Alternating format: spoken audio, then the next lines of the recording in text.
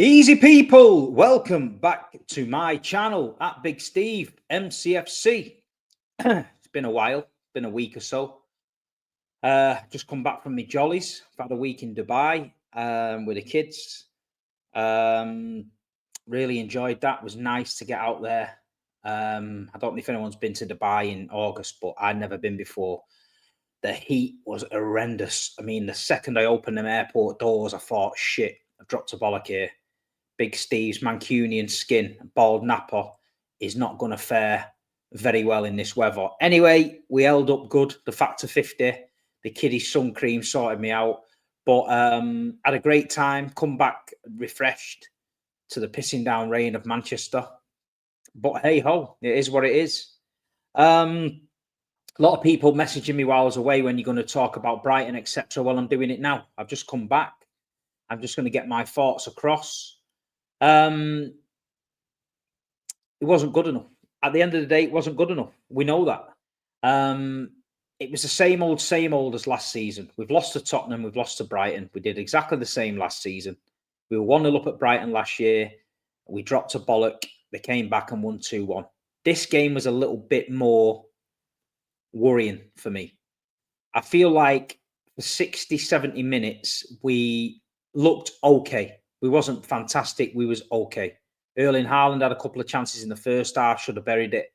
We took our goal well, and we didn't look troubled. They got the penalty. Nunes blasted it at him. Don't know what he's doing there with his hands, etc. But it is what it is. It's a penalty. 1-1.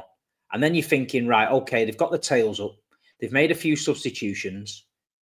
See the game out. Try and nick one. But the most important thing, don't concede. The substitutes bench against Brighton was horrendous. This is the problem. A lot of City fans are in meltdown over the transfer window and the lack of defenders and fullbacks. 100% correct. It is worrying. You know what I mean? It's very, very worrying. The fact that we all know we need a right back and maybe another centre half, and Pep can't see it, makes me think what he's got in his head.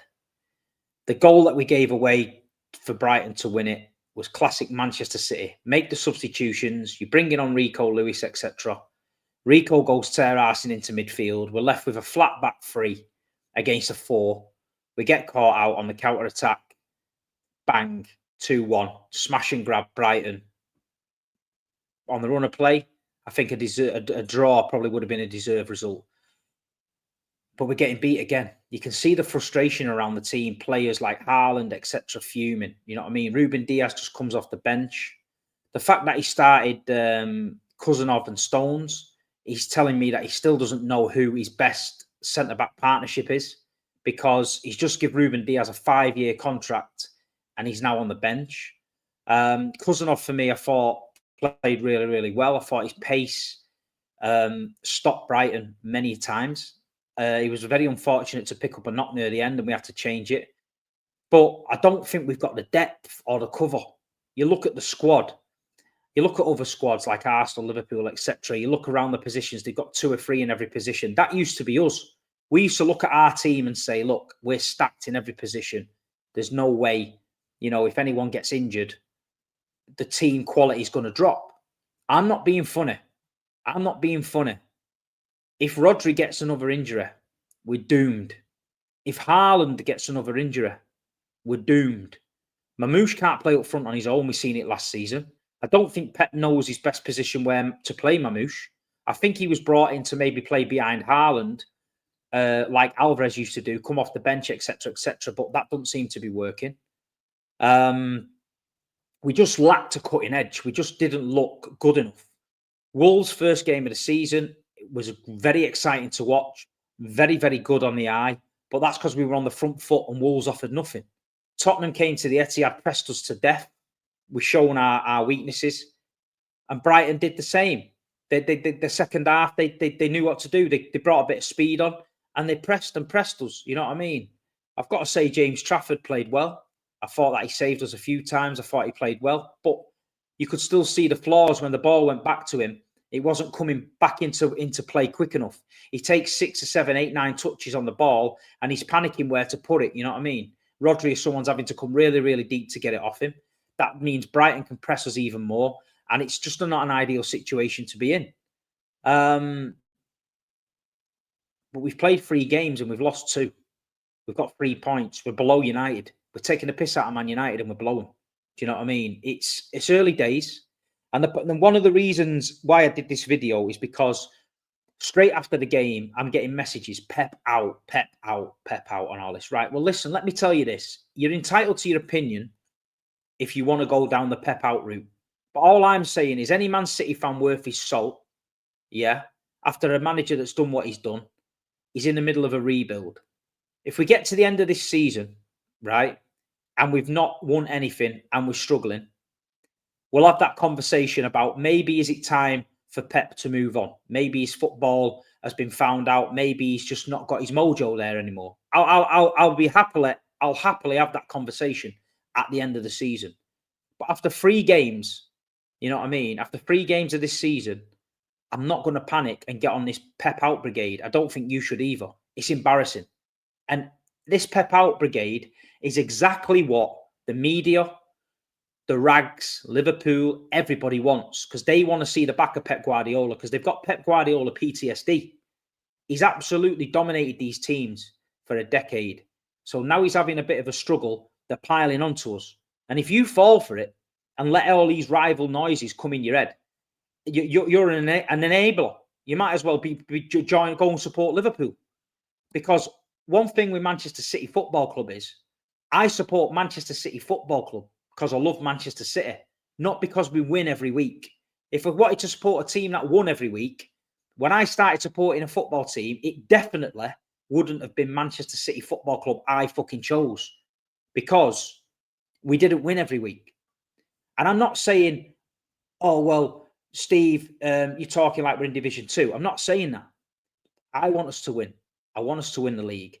I'm admitting now the standard of performance is not good enough for Manchester City Football Club now. The elite mentality we have set at this football club, this is not shining through on this team. I am worried about the squad. I look around the squad and I do not see the quality of player we've seen in the last 5 or 6 years. I don't see the quality of player there. I'm looking at the winger situation. I'm looking at Jeremy Doku. He's a player I like a lot, but I'm now starting to question, is he the answer? Has he got the quality to do it? He came off the bench the other day. He looked very, very lost. He's running into dead ends. He's barging into people. He literally did not create anything worth note. You look at Savinho. He's very young. He's a prospect, etc., etc. He's injured. You know, he's not had time to come on this season and show us what he can do. But we was already questioning his end product. We've got Oscar Bob, young, up-and-coming, great player. But his potential, again, you know what I mean? He looks okay. He's doing the business. But can we afford, when we're trying to win a title, to only have players with potential playing? Where's the stand-up players? Where's the regular players? Where's your David Silvas, Kevin De Bruyne's, Yaya Touré's, Sergio Aguero's, 8 out of 10 standard game-by-game kind of players? I'm not seeing it.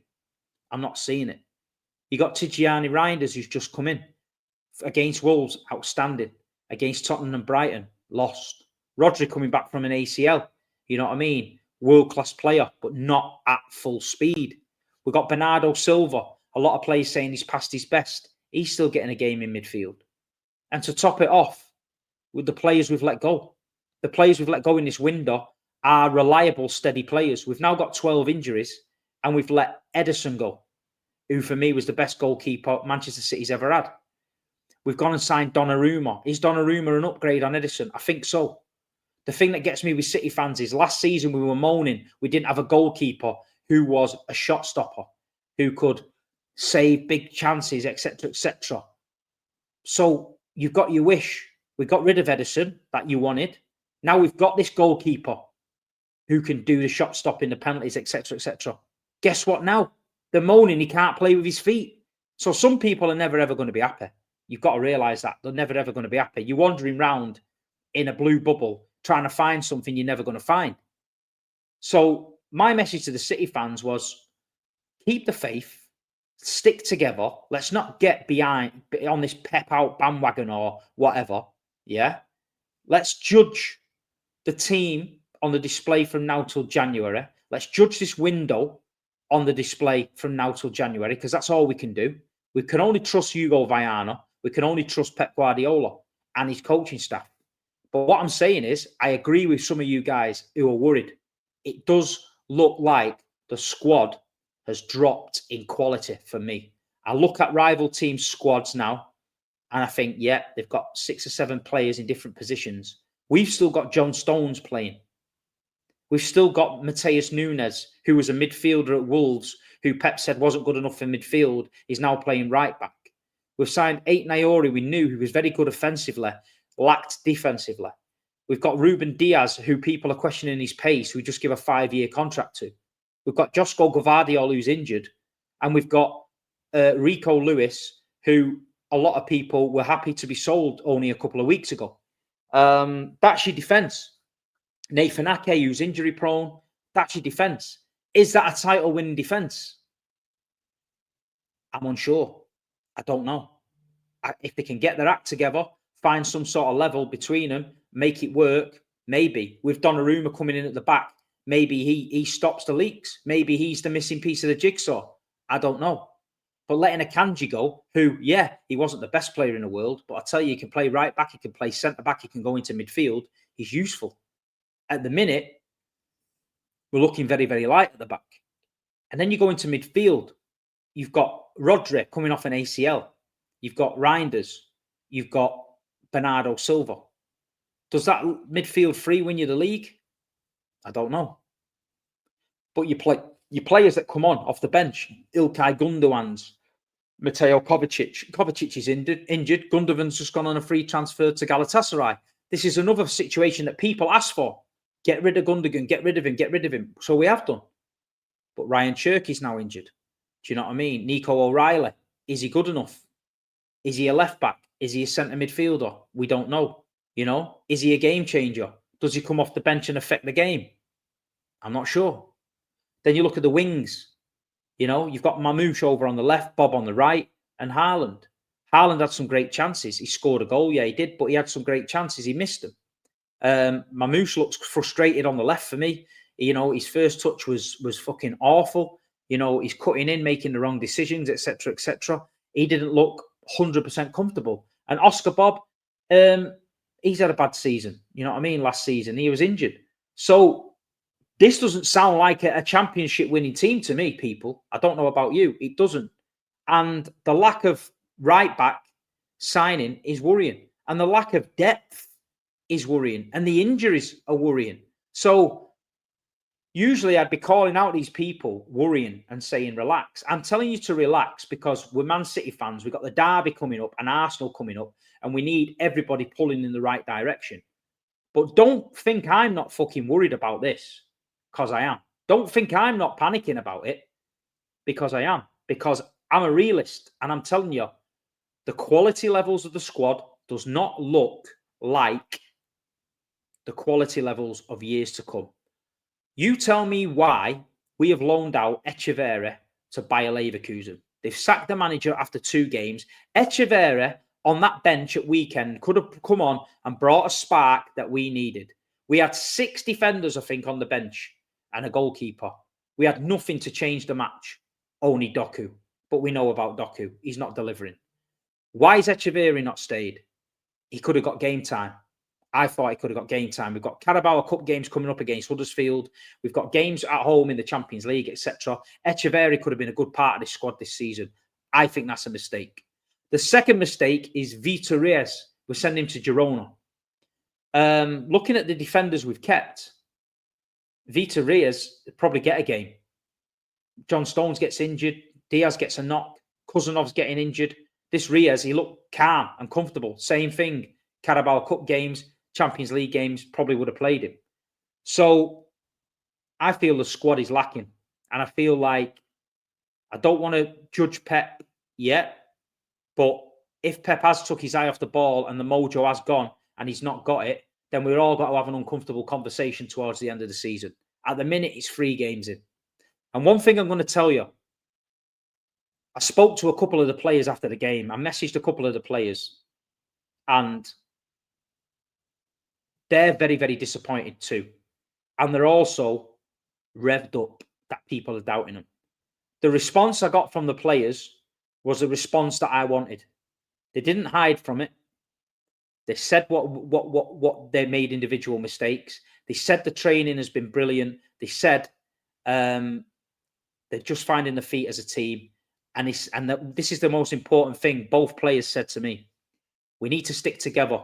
Let the outside noise carry on. Let them talk. Let them doubt us, because in May, we'll last laugh. Now, for me, if I'm hearing the players say that, it gives me a bit of confidence. One thing they did mention as well, Derby Day. We don't want to fracture in the fan base for Derby Day. We need your support more than ever, Steve, behind the fans, behind the team, and Pep. That's all I need to know. The players are on the same page. The manager's on the same page. Us as the fans have got to be on the same page. We've got two massively important games. We're playing a Manchester United team I don't think can get any shitter than the one last year that beat us. We owe them fuckers one, because that last year was diabolical and embarrassing. If we get beat off them at the Etihad, there's going to be a serious meltdown. A meltdown I can't control. A meltdown I can't come on here and tell people not to do, because it's Derby Day and we need to get right into them. And then we go away to Arsenal after being Napoli at home. We've got Kevin De Bruyne coming back. We've got Arsenal away. We've got a really, really tough run of fixtures, and we need to get points on the board. Am I confident? I'll be honest. No, I'm not. After what I've seen against Brighton and Tottenham, I'm not confident. Am I going to back the boys? 100%. I think we all should do it. It's 3 games in. We've got to do it. Are we in the middle of a rebuild? Yes. Have we changed the coaching staff? Yes. Have we changed the CEO, director of football? Yes. So there's a lot of changes, people. There's a lot of changes. It's not an excuse, but there is. So the Pep out brigade at the minute, hold your fire. A, there's nobody. He's never going to leave. B, there's nobody out there that can even touch him to replace him at the minute. So we need to relax. But as far as the Brighton game goes, I was disappointed. I was gutted. I watched it with the Dubai branch of the supporters club out there. Everyone was the same, gutted. Everyone was the same, sort of half questioning the manager and the signings, which is rightly so. The transfer window, has it been a success? I don't know. Reinders, Ait Naora, good players. Chirka, fantastic, now not fit. And then we go and sign Donnarumma, which was a strange one. We mentioned it on the show. But first of all, I want to say a big shout out to Ederson. I think Ederson's a goalkeeper that came to this club what we needed. He was the missing piece in the Pep jigsaw. We've had some fantastic times with Ederson. You know what I mean? He's been crazy. But he was an absolutely brilliant goalkeeper for us. He won us so many games. And like you say, it wasn't all about just his goalkeeping, because I think Ederson himself would admit, as an all-round goalkeeper, he's probably not the best. But there's nobody better with a feet, in my opinion. Nobody. There's nobody who can get you out of that press like him. There's nobody that can get you an assist from a goalkeeper like him. And he will go down for me as the greatest Man City goalkeeper I've ever seen. And I'm sorry to see him go. And I always feel Ederson give 100%. Even in the derbies when you know, it kicked off in the dressing room with Mourinho and that, it was Ederson that was getting stuck in and all that. I feel genuinely that he does love Manchester City Football Club and the fans. I think he's always had a good relationship with us, and we've always backed him. We had a little bit of a wobble when Ortega came in saying he didn't feel loved, etc. But that was bollocks. That was the online bollockhead fans again. The plastics. And you know what the plastics do? Yeah. When the heat gets hot, what happens to plastic? It fucking melts. And that's what happens to half these plastics online. As soon as it gets a little bit tough, they melt and they don't want City anymore. And I don't like this club anymore. Well, fuck off. It's simple as that. Fuck off. You know what I mean? You signed up for this shit. You're either in for it all or you're out. You know what I mean? We don't want these fair weather in and out fucking jobs. All they do is cause issues online, and everybody looks at the Man City fan base and judges everybody by some dickhead who's fucking now saying to everyone, I'm not supporting City anymore because Pep's not done this and all that. The real, genuine 100% Man City fans, the one that we all know, the lads we see week in, week out, the ones we talk to online, the shows we watch online, are always going to back the club. You know what I mean? And like you say, Ederson was a player that suffered at the hands of some of these fans, but we wish him well. And we've signed Donnarumma, and in my opinion, Donnarumma is a better goalkeeper than Ederson. He's one of the best goalkeepers, if not the best goalkeeper in the world. And it's going to be very interesting to see how he fits in and what he does. And all this nonsense about, oh, he's no good with his feet, etc., etc. Well, that's a bit of a lie, because he's okay with his feet. Yeah, he's not as good as Ederson, but he's okay. James Trafford, does he going to feel hard done to? 100%. But I think we all agree that I don't think Trafford was just quite ready for it yet. I said that beginning of the season on my review. Ederson number 1, Trafford second, shadow him for a season, take over. Well, now he's got Donnarumma in. So if you can't learn as a goalkeeper off Donnarumma, the best in the world, then you'll never learn. So I think the two of them will take turns. And I think Trafford will become a far better goalkeeper from shadowing Donnarumma for a year. And then next season, let him fight it out.